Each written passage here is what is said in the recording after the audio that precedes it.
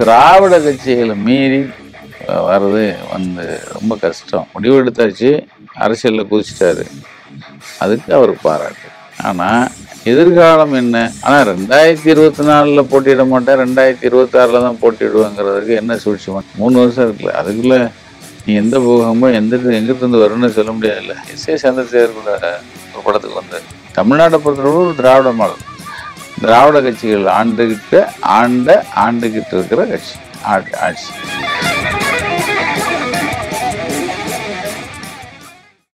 விஜய் அவர்கள் சினிமாவை விட்டு இப்ப அரசியலுக்குள்ள வந்திருக்காரு. அவருடைய அரசியல் பயணம் எப்படி இருக்கும் சார்? ஆனா ஒரு துணிச்சல் தான். அனௌன்ஸ் பண்ணதே துணிச்சல் தம்பி. ஆனா 2024 போட்டியிட மாட்டேன், 2026 தான் போட்டியிடுவேங்கிறதுக்கு என்ன சூழ்ச்சிமான்னு எனக்கு தெரியாது. புரியுதா உங்களுக்கு? முடிவு எடுத்தாச்சு, அரசியலில் குதிச்சிட்டாரு, அதுக்கு அவருக்கு பாராட்டு. ஆனா எதிர்காலம் என்ன? எப்படி இருப்பாரு? என்ன இருக்கு? இன்னும் நீங்க பாத்தீங்கன்னா கூடி கழிச்சு பார்த்தா இன்னும் 3 வருஷம் இருக்குல்ல. 3 வருஷம் இருக்குல்ல. அதுக்குள்ள நீ எந்த போகமோ எங்கிருந்து வரும்னு சொல்ல முடியாதுல்ல. நேற்று ஒரு பிரதமர் மந்திரி வந்து இன்னைக்கு எல்லாமே இது ஏதோ சொல்லிட்டு போனாரு. இனிமே இவங்க தான் யாரோ ஆள்லாம் சொல்லிட்டு போனாரு. அதனால இந்த 3 வருஷம் என்ன ஆகுன்னு தெரியாது. ஆனா வர்றேன்னு சொல்லி இந்த தைரியமா சொன்னதுக்கு அவருக்கு வாழ்த்துக்கள். விஜய் அவர்கள் அரசியலுக்குள்ள வந்தனால ஓட்டுகள் இப்ப பிரியுது. இதனால பெரிய கட்சிகளுக்கு என்னென்ன பாதிப்புகள் இருக்கும்? 2 பெரிய கட்சி தம்பி. திராவிட கட்சிகளை மீறி வர்றது ரொம்ப கஷ்டம். இப்ப இவர் தம்பி ஆரம்பிச்ச பிறகு எப்படி வர்றாரு அப்படிங்கிறது, வந்த பிறகு ஆரம்பிச்ச பிறகு தானே தம்பி சொல்ல முடியும். விஜய் சொல்றத நம்ம இப்பயே அது ப்ரெடிக்ஷன் சொல்ல முடியாதுல்ல. அதே இன்னைக்கு இந்த தமிழ்நாட்டை பொறுத்தவரை ஒரு திராவிட மாடல், திராவிட கட்சிகள் ஆண்டுகிட்டு இருக்கிற கட்சி ஆட்சி. இது இனிமே ஆரம்பிச்ச பிறகுதான் தெரியும். உதயநிதி அவர்களும் சினிமால இருந்தா அரசியலுக்குள்ள போயிருந்தாங்க. உதயநிதி அவர்கள் முதல்ல ப்ரொடியூஸ் பண்ண படமே விஜய் அவர்களோட படம் தான். விஜய் தம்பியோட முதல் படம் அவங்க எடுக்கல, ஒரு படம் ஒண்ணு எடுத்தாங்க. அது விஜயோட முதல் படம் இல்லையே. முதல் படம் அப்படியா? அந்த கம்பெனிக்கு அவருக்கு முதல் படம் விஜய் வச்சு. ஃபியூச்சர் உதயநிதி வெர்சஸ் விஜய் அப்படின்ற மாதிரி நிறைய பேரால பேசப்படுது. இல்ல, நீங்க உங்க சேனல் பேர் என்ன? வீட்டாக்கி சொன்னா கேட்டுக்குவோம், அவ்வளவுதான். விஜய் அவர்கள் இனிமேட்டு நிறைய அரசியல் சம்பந்தப்பட்ட பத்திரிகையாளர்களை சந்திக்க வேண்டி வரும். அதை எப்படி அவர் ஃபேஸ் பண்ணுவாரு? அந்த தம்பி அவர் முடிவெடுத்தானே சொல்றாரு. அப்ப இதெல்லாம் அவர் யோசிச்சிருக்க மாட்டாரா? பத்திரிகையை பார்க்கணும், அதை பார்க்கணும். என்ன மோடியா? அவரு தெளிவா அவர் முடிவெடுத்து சொல்லியிருக்காரு. வரட்டும், பார்ப்போம். இது வரைக்கும் உங்களை யாராவது படம் நடிக்க கூப்பிட்டு இருக்காங்களா?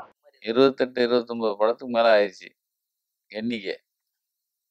நான் போகவே இல்லை. ஒரு படத்துல நடிச்சிருந்தா அடுத்து 28 பேர் கூப்பிட்டுருக்க மாட்டேன். அதான் விஷயம். எனக்கு பிடிக்கல. ஏன்னா முதல்ல அரசியலுக்கு சொன்னா அதே பதில் தான். எனக்கு சினிமா பிடிக்கலங்கிறது அல்ல. எனக்கு பொழப்பு நக்கீரன் ஆரம்பிச்சு, நக்கீரன் பத்திரிக்கை, நக்கீரன்னால எவ்வளோ விஷயத்த நம்ம எதிர்கொண்டு இருக்கோம். என்னை நம்பி இத்தனை குடும்பங்கள் இருக்கு. நான் பாட்டுக்கு மயிரை போச்சுன்னு இங்கேருந்து இதை விட்டுட்டு அதை விட்டுட்டு அப்படி போனா அப்புறம் இதை பார்க்கறது யாரு? நீங்க எல்லாரும் மாதிரி நடத்துற ஒரு பத்திரிகை இல்லை, ரைட்டா? அப்போ இந்த பத்திரிகை நீங்க விட்டுட்டு போனா நீங்க அப்புறம் என்னது சினிமாங்கிற ஒரு அதுக்குள்ள போயிட்டோம்னா அதுக்குள்ளேயே இருப்போம். அப்ப இது இப்ப 36 வருஷம் நடக்குது. 36ங்கிற வருஷம் அந்த வரலாறே இருக்காது. ஏதோ கம்மிங் கோயிங் அப்படின்றாங்க. வந்துச்சு போச்சு. நக்கீரனுக்கு அப்புறம் ஆரம்பிச்ச பத்திரிகைகள் 60க்கு மேல இருக்கும் தம்பி. நீங்க வரல விட்டு சொல்லுங்க, ஏதாவது கிடையாது. அதுதான் வாய்ப்பெல்லாம் நிறைய வந்துச்சு. ஏன் பாலு மகேந்திராலாம் இந்த வீரப்பன் கேட்டு நம்ம 2 பேரும் சேர்ந்து பண்ணுவோம், நீங்க வீரப்பனா வாங்க அப்படி இப்படிலாம் கேட்டாரு. நான் சொன்னேன், அண்ணன் கோச்சுக்காதீங்க, காலைல சொல்றேன்ட்டு, காலைல இல்லைண்ணே எனக்கு அது அப்படி இல்லைன்னு சொன்னேன். என்ன எல்லா டைரக்டரும் வந்துட்டாங்க, எல்லாரும் கேட்டாங்க. ஒருத்தர் கேஆர்னு ஒரு டைரக்டர், கேஆர்னு ஒருத்தர் இருந்தார். அவர் கூட ஜனான்னு இப்போ கூட ஜனநாதன் இறந்துட்டார். ஜெகநாதன் அவர் ஒரு படத்துக்கு அவர் வந்து இவர்கிட்ட தான் அசிஸ்டண்டாக இருந்தார். கேஆர் ஒரு படத்துக்கு நடிக்க கூப்பிட்டாரு. அப்போ நம்மள்ட்ட வேலை பார்த்த ஒரு பையன்தான் கூப்பிட்டு வந்தார் அவரை. அவருக்கு அவர் ஃப்ரெண்டு, ஆனால் நடிங்க, என்ன வாய்ப்பு இருக்கு, விடக்கூடாது. சரி, கதை சொல்கிறார்.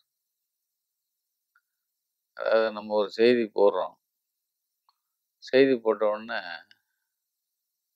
என்ன ஜெகனா அது அவர் சொல்ல, அவர் வந்து ஒரு செய்தி போடுறோம், ஆஃபீஸ் வந்து அடிக்கிறாங்க, நீங்கள் தான் எடிட்டர் அப்படிங்கிறான் அப்படின்னு சொல்கிறாரு. அந்த சொல்லிக்கலாம் வரமாட்டேன்ட்டேன். அதுக்கப்புறம் ஒருத்தர் வந்தார், சொர்ணமயின்னு ஒரு படம் வந்ததில்ல, பிரகாஷ்ராஜ் தேவயானி, அதில் வந்து நீங்கள் நக்கீரன் எடிட்டராக வரணுன்னாங்க. சொல்லுங்கள் என்ன, அது வந்து நீங்கள் செய்தி போடுவீங்க, பிரகாஷ்ராஜ் வந்து உங்களை சட்டையை பிடிப்பார்.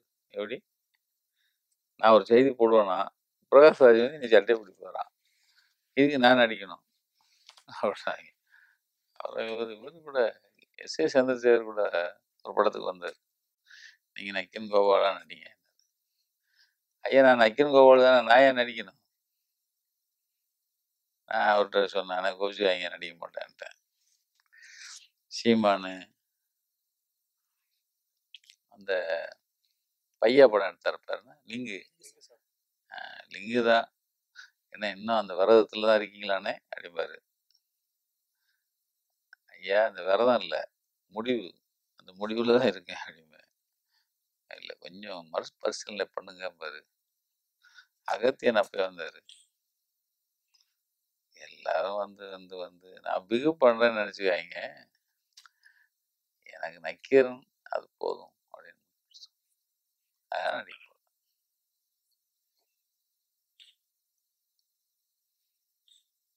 நிறைய லிஸ்டே நிறைய இருக்கு. இப்போ இந்த டாக்கு சீரீஸ் பண்ண பிறகு இது ஒரு லிஸ்ட் வந்துருச்சே, அது பயோபிக்கா, பயோகிராஃபி, அது இதுன்னு அது ஒரு லிஸ்ட் வந்துருச்சு. அது என் மக, நான் அவங்க முடிவெடுப்பாங்க. நான் சொன்னேன் அதுக்குள்ள எனக்கு அது பெருசாக இன்ட்ரெஸ்ட்லாம் கிடையாது. என் மக தான் சார், அது தெரியாது, அவங்கள்ட்ட கேட்கணும். நான் அதுக்குள்ள நான் எப்படி போகிறது, அவங்க பண்ணுவாங்க அப்படின்னு நான் சொல்ல முடியுமா? அரசியலை பத்தி நிறைய விஷயங்கள் வெளியில கொண்டு வர நீங்க ஏன் அரசியலுக்குள்ள போல? தம்பி நக்கீரன், நீங்கள் நம்ம ஆரம்பிச்சாச்சு, ஆரம்பிக்கிறதுக்கு முன்னாடி நக்கீரன் ஆரம்பிக்கன்னு நினைக்கவே இல்லை. ஆரம்பித்த பிறகு ஆரம்பித்த நாள் அந்த 88 ஆரம்பித்தோம், 89 தேர்தல் வந்துச்சு. அதுக்கப்புறமா 90, 91 மறுபடியும் ஆட்சி மாற்றம் வந்துச்சு. இன்னைக்கு வரைக்கும் ஓடிட்டுருக்கோம். நீங்கள் இதை விட்டுட்டு இன்னொரு குதிரையில் ஏறணும்னா இது என்ன ஆகும்? நான் அதில் தெளிவாக இருக்கேன். ஏன்னா மற்ற தொழில் மாதிரி இல்லை, ஒரே நேரம் நம்மள டாட்டா பிர்லாவா 10 ஐட்டத்தை பண்ணிக்கிட்டு இருக்கிறதுக்கு, நம்ம இதுதான் உலகம், இதுதான் வாழ்க்கைன்னு முதல்ல. நான் இது ஆரம்பிக்கிறதுக்கு முன்னாடி ஒரு பத்திரிகையில் இருந்தேன்னு சொன்னார்ல சராஸ், அங்கேயே வந்து எங்கள் ஷியாம் சார்கிட்ட சொன்னது, சார் இதுதான் எனக்கு உலகம், இதுதான் வாழ்க்கை, இதில் தான் இருப்பேன் அப்படின்னு சொல்லிட்டு தான் இருந்தேன். திடீர்னு அவர் அரசியலுக்கு குதிக்கணும், அரசியல் கட்சி ஆரம்பிக்கணும்னு அவர் வந்த பிறகு தான் நானே அதுலேருந்து வெளியே வரேன். ஒருத்தர் நான் அரசியல் இருக்குன்னு நினச்சா அவரோட இருந்திருப்பேனே. அவர் வந்து கட்சி ஏன் அரசியலை நான் பிடிக்கல, அரசியல் வந்து இது அப்படிங்கிறதுக்காக நான் வரல, அதெல்லாம் போல. நக்கீரன் இப்போ இதை இன்னும் முழுமையாக அடையலையே. நீங்கள் இருக்கிற வழக்கெல்லாம் முடிச்சு, நீங்கள் இருக்கிற கடன்லாம் அடைச்சி, அப்படி வந்தா தானங்க. இல்லைன்னா நான் நான் இதை விட்டுட்டு இன்னொன்னு போய் அதை விட்டுட்டு இன்னொன்னு போக நீங்க அப்புறம் நக்கீரங்கிறது அந்த வரலாறு பெருமை. அதனால நான் தெளிவா இருக்கேன். நக்கீரன் தான்.